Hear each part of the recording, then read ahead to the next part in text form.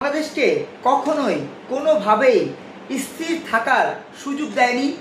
বিশ্বব্যাপী যারা ষড়যন্ত্র করছে, যারা প্রভাব তৈরি করছে সেই দেশগুলো, বিশ্বব্যাপী ষড়যন্ত্র কারা করছে সেই দেশগুলোর নাম বলবো না, শুধু এতটুকু বলবো বাংলাদেশকে তারা মুক্তিযুদ্ধ পূর্ববর্তী এবং পরবর্তী সময় থেকে আজ পর্যন্ত গত 54 বছরে কখনোই অর্থনৈতিক স্থিরতা, সামাজিক স্থিরতা, ধর্মীয় স্থিরতা, মানবিক স্থিরতা এবং অর্থনৈতিক স্থিরতা দেওয়ার পক্ষে ছিল না।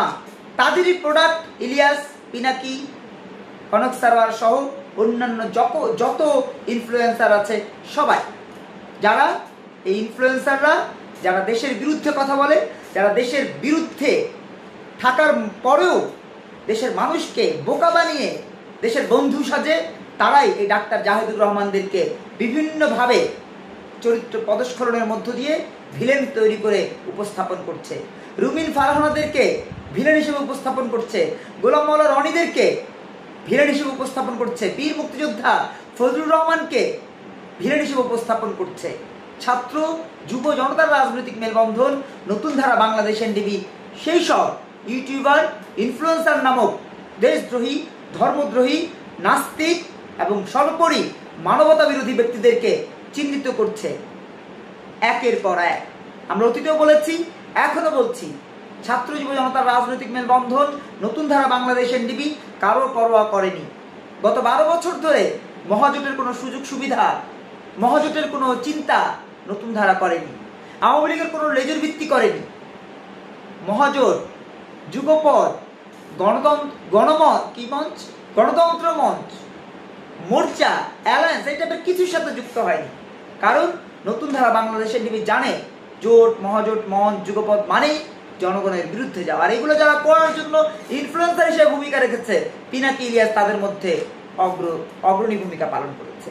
আজকে দেখবেন যারা সেই সময় 5ই আগস্টের এই ভূমিকার বিভিন্ন কর্মকাণ্ডের সাথে যারা বিভিন্নভাবে ইনফ্লুয়েন্সার হিসেবে ভূমিকা রেখেছে, তারাই আজ সেই ব্যক্তিদেরকে যারা এই 5ই আগস্টের আন্দোলনে ভূমিকা রেখেছে তাদের চরিত্র নিয়ে টানাটানি করছে।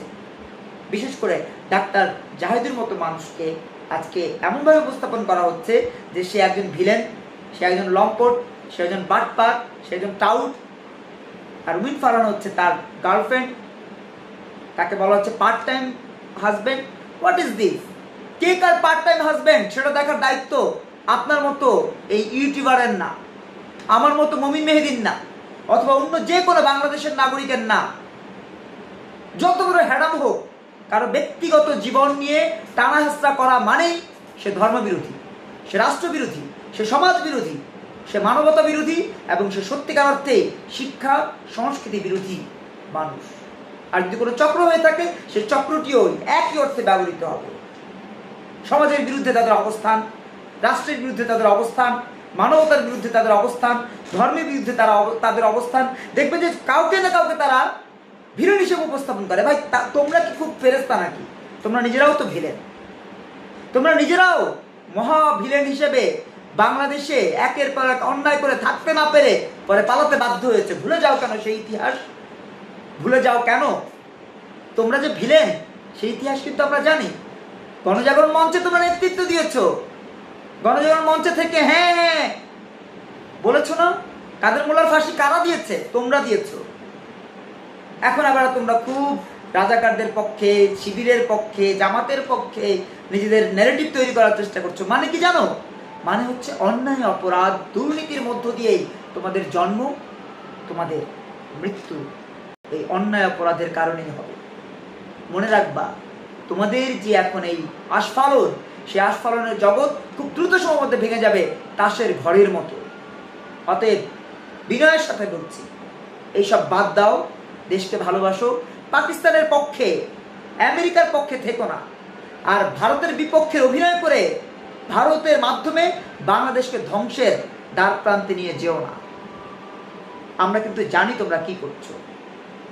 তোমরা রয়ের এজেন্ট না মোসাদের এজেন্ট না আইএসের এজেন্ট, বাংলাদেশের একটা বড় শ্রেণীর মানুষ জানে, কিন্তু কথা বলে না কেন জানো?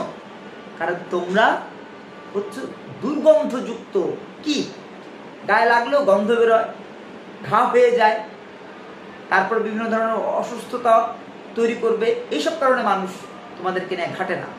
কিন্তু আমি ঘাটছি কেন? কারণ তোমরা আমার কাছে আসতে পারবে না। কারণ আমার সবচেয়ে বড় শক্তি মহান স্রষ্টা, মহান আল্লাহ। আমার